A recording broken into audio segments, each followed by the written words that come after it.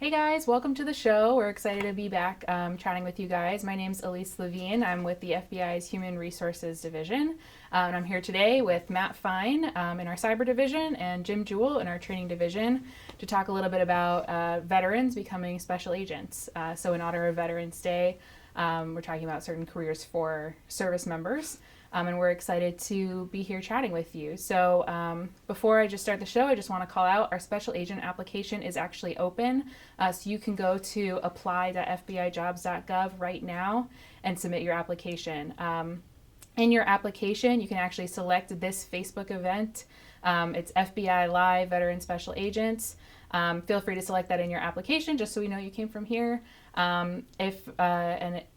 Feel free to reach out to your local field office applicant coordinator with any other questions that you have. So Matt and Jim, we're very excited to have you here with us today, talking a little bit about your experiences. And I just love to get started. If you guys could just maybe introduce yourselves and talk to us a little bit about what was your military background and your FBI career so far. Jim, do you want to start?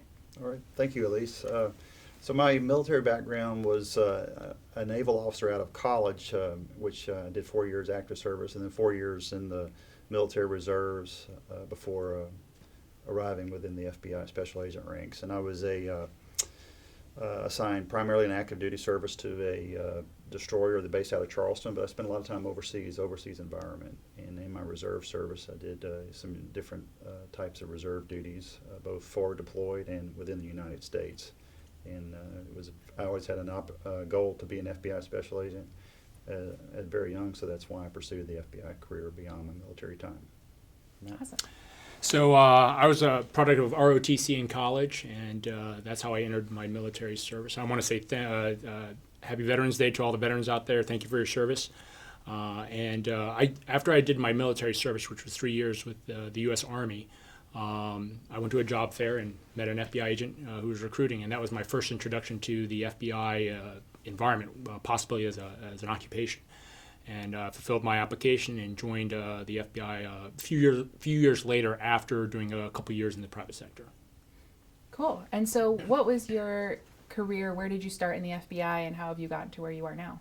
So after new agents training in Quantico, you get your assignments, you go to the field, and I was assigned to the Philadelphia division, where I primarily worked white collar crimes initially. And then I started off, I was one of the first agents in our cyber investigative program. Cyber division didn't exist until the 2004 range. So I was one of the first cyber agents, and I did about 7-8 years in the field before I came to headquarters and got into the management ranks. Yes. And for me, at least, after my active duty naval service, I went to graduate school, worked for Ernst & Young and Coopers & Lybrand, 2 consulting firms before I entered on duty with the FBI as a special agent. As a special agent, I started out in the Houston field office. I worked 7 years in Houston, primarily working financial crimes initially, bank fraud, and then I worked the Arthur Anderson Enron investigation, followed by a period on the Joint Terrorism Task Force, and then promoted to headquarters. Worked on Capitol Hill appropriations liaison work for the FBI, worked in our intelligence directorate at headquarters, and then spent the next 7.5 years in North Carolina.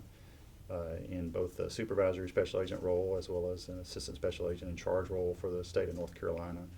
And then in 2014, I was promoted back to Quantico at the FBI Academy as a section chief there in the training division. Wow. And so you both went back to the civilian sector really before you came to become FBI special agents, right? So Yeah. how do you think that your military career and then your time in the private sector prepared you for your career as agents? You want to start off, Jim? Yeah, the military career, it's something I sort of had a goal as a youth to be both the FBI special agent and in the military. And both the synonymous aspects of a military officer required you to be very flexible and agile in the mission set, which is very similar to the special agent work early on in my career. The private sector experience I had following graduate school working as a litigation consultant for a couple of large CPA firms was very valuable as well. Look for every opportunity to gain experience to help you as you move forward in your career. I would agree with that. So I did the military service, as Jim said, a pretty structured environment, common mission with your employees. Jumped to the civilian sector, a lot less structured, but learned a lot of great valuable skills there that you wouldn't necessarily learn in the military. such as business processes, budget and finance work. And then going to the FBI, you're able to take all those skills, both from the military and the private sector, put them together, and you're a much better, valuable employee to the team, I thought. So I thought both sides was very valuable as far as experience is concerned, and bring it to the FBI. I think that's why we have employees that are coming in with some experience, not coming right out of college, that provide that valuable diversity of skills. Yeah, and so how does the sort of environment and culture at the FBI differ from the culture in the military, and especially as an agent? I'll start off. I think there's a lot of similarities. Like I said before, there's a lot of common goals. Teamwork is huge in both organizations. But I think the one area that is different from a private life standpoint is you have a little bit more free time, whereas the military tells you where to be, when to be, and how to be it much of your time. You have a little bit more private time, family time. You're not being deployed overseas like Jim was for maybe months at a time. You can choose to do that in the FBI, but it's more of a choice in a voluntary status than being told the whole unit, battalion is going, overseas for a deployment. That's a little rougher on the family life. I think the FBI is a little bit more accommodating in that sense. Mm-hmm. I agree with Matt. There's the FBI organization itself is somewhat of a paramilitary organization in its history.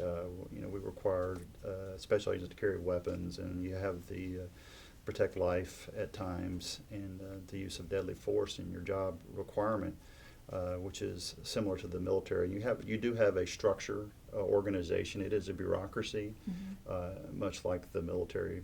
Your off-duty time is more personal to yourself as an FBI special agent, and you probably have more of a sense of direction of controlling your own career. Yep. In the military, you have career specialists that actually guide you through your military officer career, whereas in the FBI, it's really your career, and you make certain decisions which impact how you move forward. Yeah, definitely. For those of you who are just joining us in the show, my name's Elise Levine. I'm from the FBI Human Resources Division, and I'm here with Jim Jewell and Matt Fine, both special agents who were former service members, and talking about their experiences as veterans in the FBI. So we actually have a question. Airman A asks, can the maximum age requirement be waived for a veteran by the years of service? The answer to that is yes, Airman.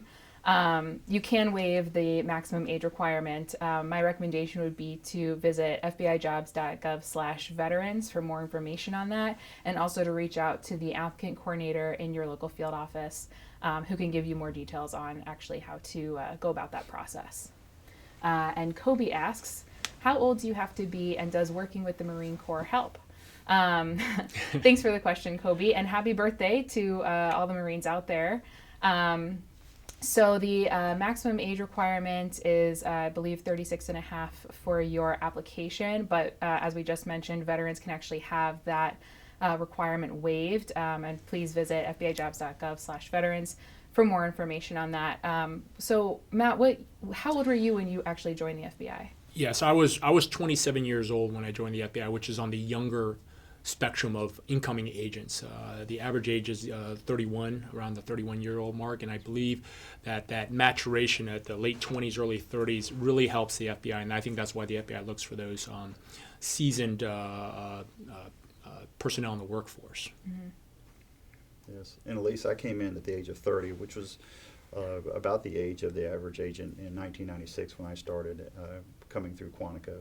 And I think the FBI, Matt said about the experience and that maturity and experience level allows you to move forward early on as a special agent and be successful. You've had other world experiences, so that's what's somewhat unique for the FBI culture. And but it's paved benefits for us for a number of years by doing that. Yeah. And I'll follow on that. I think the diversity and the added experiences from all walks of life. Jim was in the Navy, I was in the Army. We have colleagues who are in the civilian sector.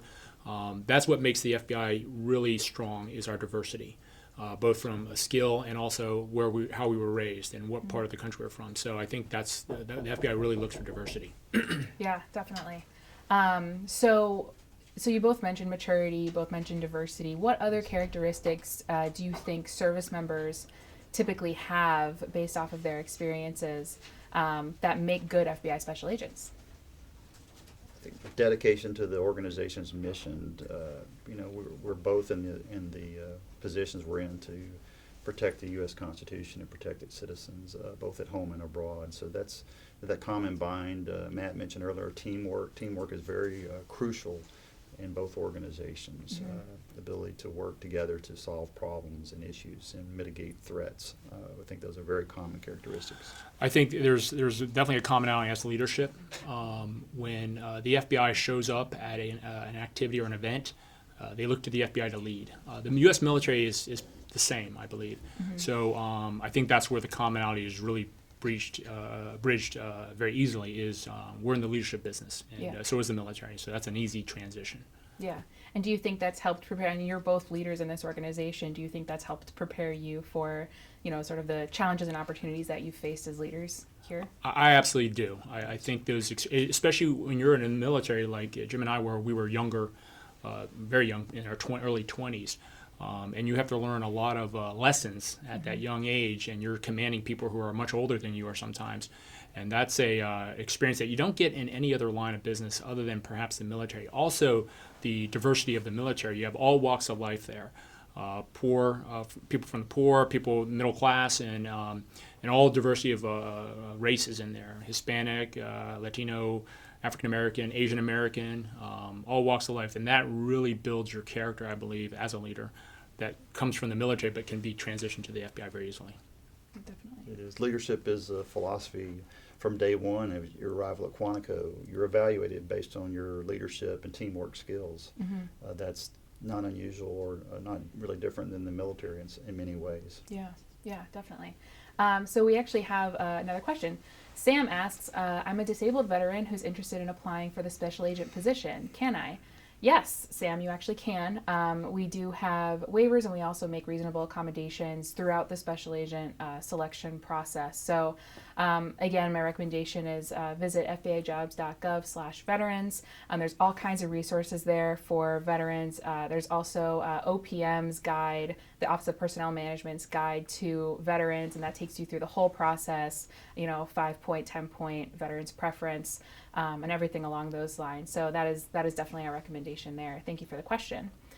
So kind of speaking of, kind of coming into the Bureau and sort of preparing you for your career, how does training at Quantico compare with your training, basic training in the military? Well, I can start since I actually run the training program. Yes, you do. At this point.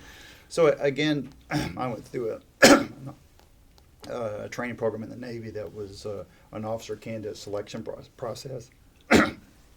And that was designed really to identify those individuals that could succeed and move forward in the program. And so there was different objectives in the training. The FBI Academy program is already receiving experienced professionals that already have professional level career experience, whereas a Naval Officer Candidate School, an ROTC program, those individuals do not necessarily have that pre-professional level experience. So the FBI Academy, really, we work very hard to keep those individuals who arrive on campus in the program. So our objective is to keep them in the fight, keep them in the academic program, keep them in the physical fitness, the law enforcement skills, the firearms programs, and get them to graduation. Whereas in the Naval OCS program that I went through, it was somewhat of a thinning of the numbers, and somewhat there was an objective to identify those that were weak performers and really counsel them out of the programs to not move forward. But many of the educational experiences you get beyond that initial training, there are very much parallels. You're both training for mission support activities and training to mitigate threats of some nature. So I would agree, Jim. There's a lot of similarities. I think the best way to describe it is a blend of an ROTC OCS program where there's rigors of physical training, but also from a collegiate point of view there's a lot of classroom training in the FBI Academy, and you blend them both, and it's a rigorous course. I believe it's about 21 weeks. Yes, sir. Yep. So, but and your time is taken up in that training. They really stuff a lot of information and training into you, which is great. But it's the best way to describe it. It's a blend between, let's say, boot camp, officer basic course, and college classroom and physical training and firearms and stuff like that. Yeah, definitely. And so after you finish your training at Quantico, obviously, so all special agent candidates sign a mobility agreement and you're kind of placed in a field office. Is that sort of similar to what happens in the military, and how does that process compare? There's some similarities. I don't know how it is with the Navy, the Army. You do get to put a little bit of a preference out there, but it's just like the Bureau and the military, it's the need of the organization is where they place you. And then your first couple of years, you're not just, off on your own. They provide a training agent to watch you and help mentor you while you're learning the skills in a field environment. There's a lot of responsibility out there. So there's always somebody helping you out, showing you the ropes. The military has similar training curriculums with a company commander, for example. They'll have officer training that's taken off to the side for the junior officers. So there's some similarities there. But where that is pure training, the FBI is a little bit more on-the-job training versus you're taking off a deployment cycle and training in a safe environment. Sometimes you're actually training on the job with the FBI. I think the military has a legacy of training, really training very well for job career paths, and sometimes the FBI tries to mirror the job path training beyond based on the military structure because it's done very well.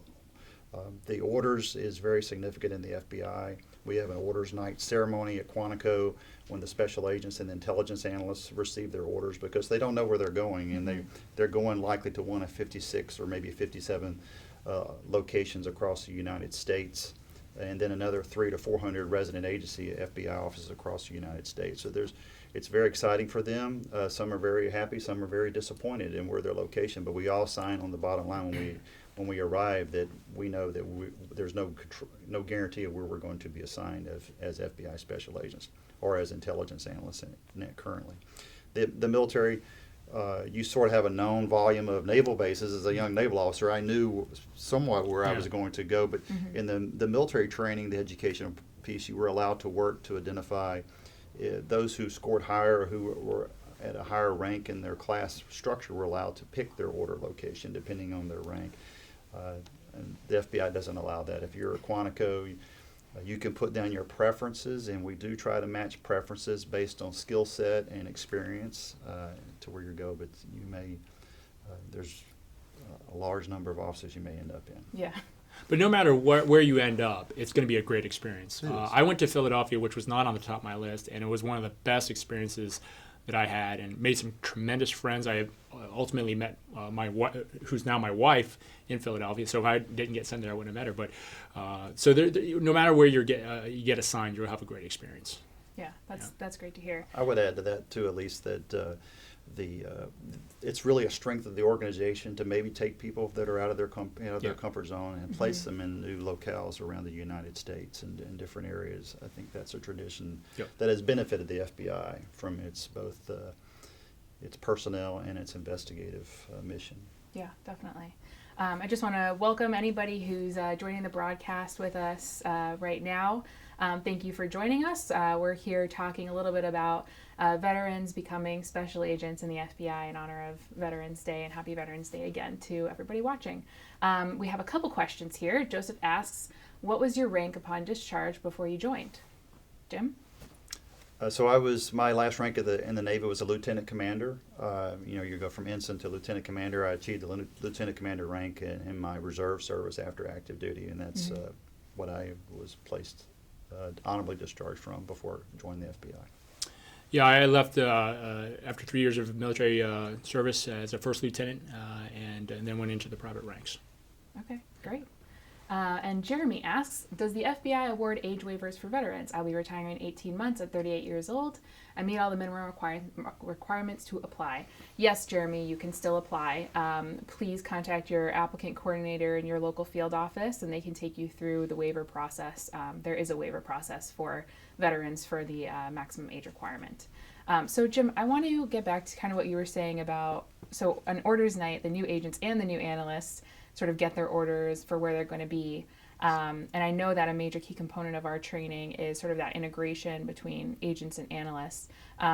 Does that, how does the integration between what agents do and analysts do work in the FBI versus in the military?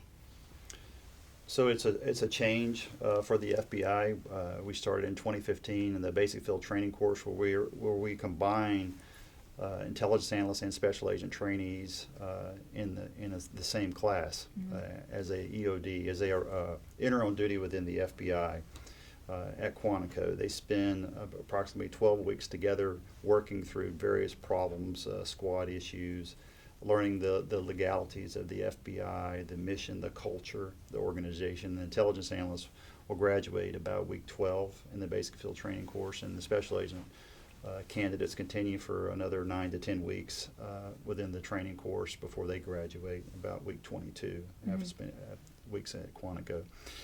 I was an intelligence program manager in North Carolina as an assistant special agent in charge. And I had the intelligence program for 7.5 years in North Carolina, and I can see the benefits of having an integrated training program. The FBI, its dedicated intelligence program, has really changed since 9/11 attacks, and our successes have been really the growth of the IA program within the FBI and the integration, and so a true one of the key success cases or mitigation of threats these. Currently, most of those investigations involve both intelligence analysts and investigations from a special agent or our task force environment in the FBI, which is huge. Yeah. Matt?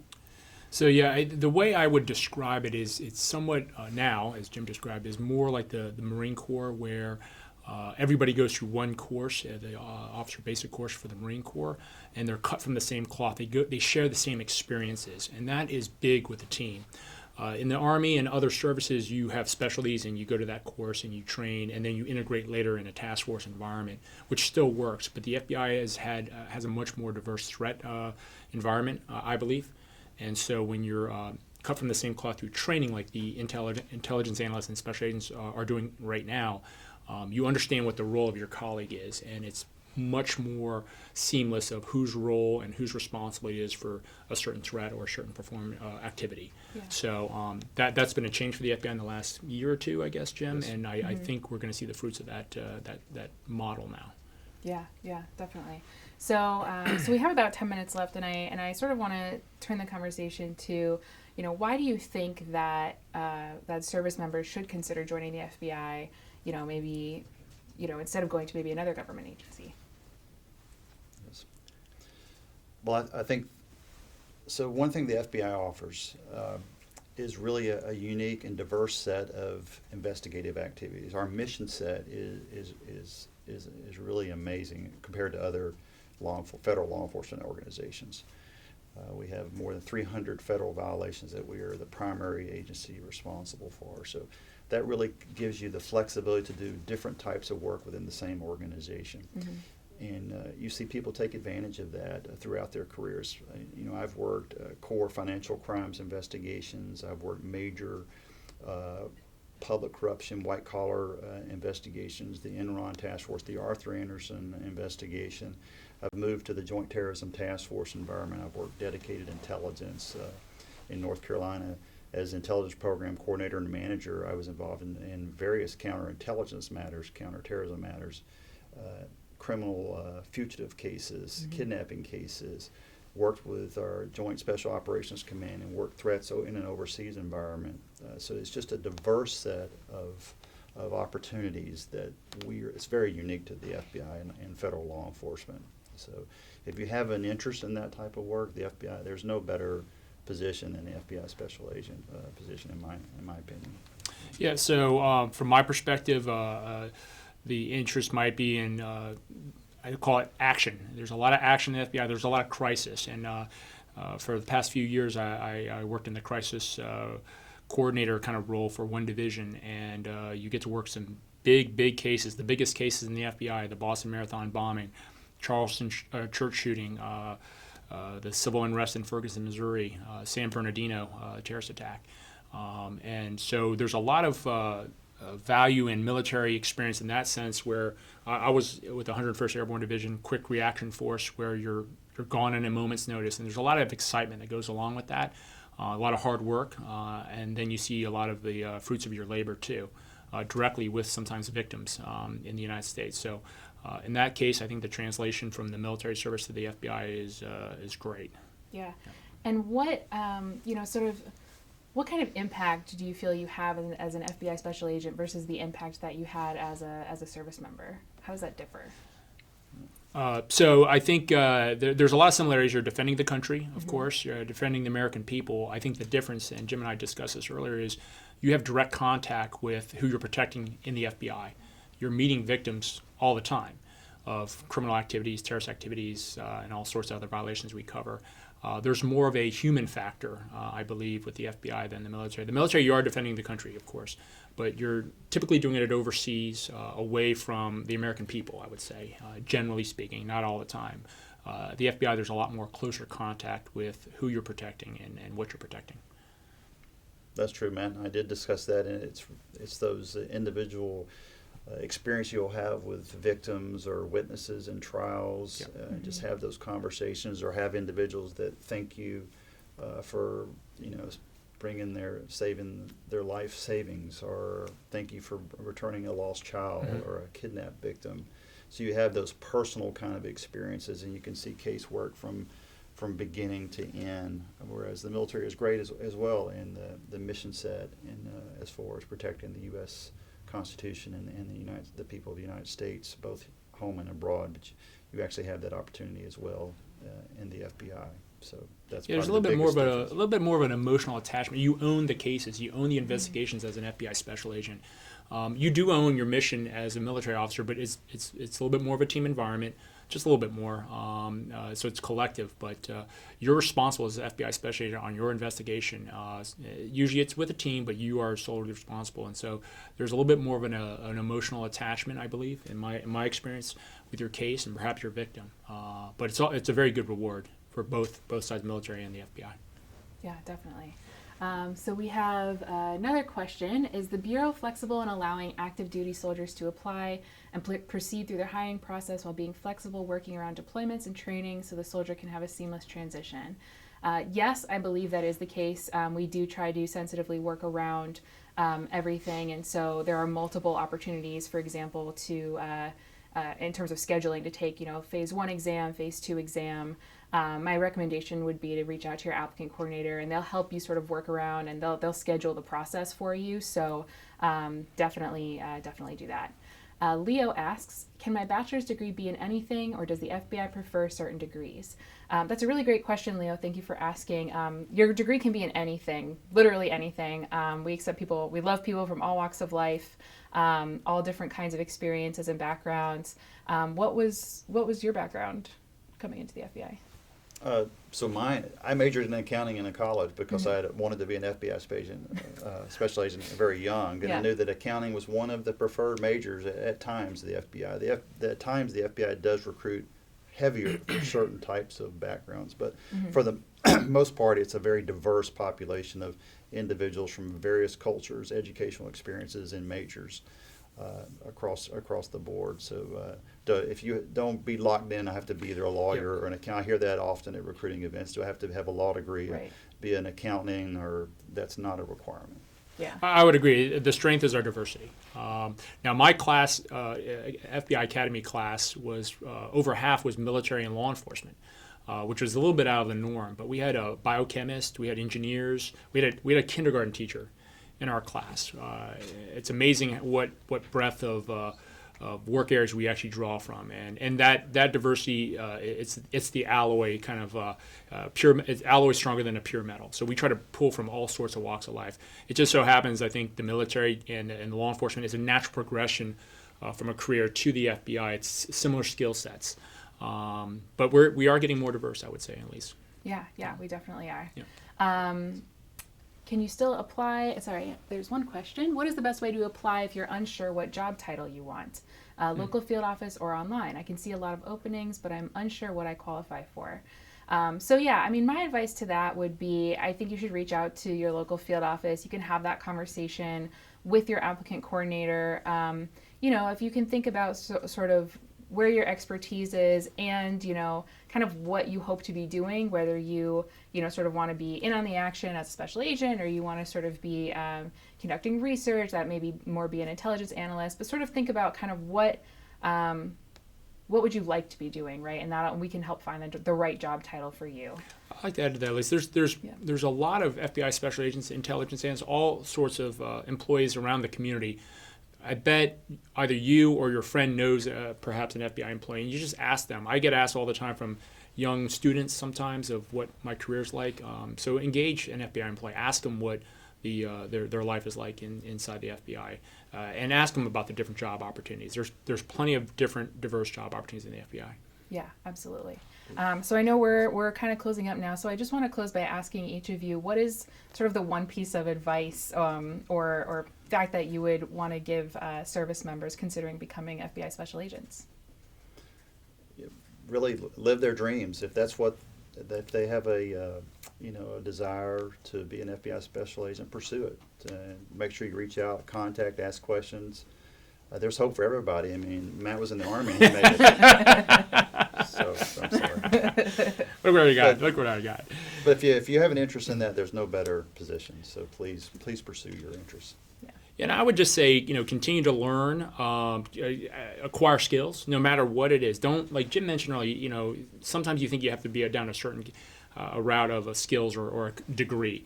I think, again, diversity, whatever you can bring that somebody else may not be able to bring. We didn't even talk about the linguist program, different language skills, technical skills, stuff like that. That's what makes the FBI strong, and that's why the FBI is interested in those type of candidates. Yeah, definitely.